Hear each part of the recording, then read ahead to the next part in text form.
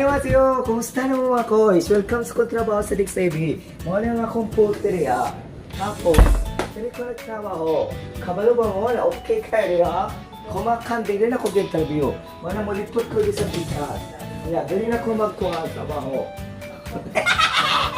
Tapos, pag kumana na, kung-shooting ako na 11 to 12 noon. Okay kaya ba? Tapos, nagkakikuk awards.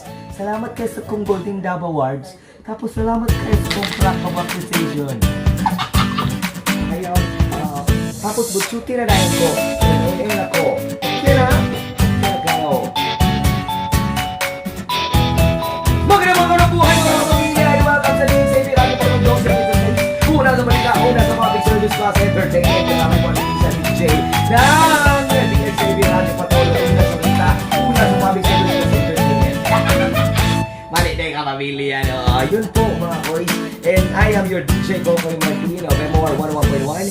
And after that, dito po ako sa DXAB Radio Patundong. Ito is para sa mga programang DXAB Maayong Buntag. Yabo ka sa ating kasalawan o pagtulungan sa mga showcases pagdaw all over Southern Mindanao. Okay tayo.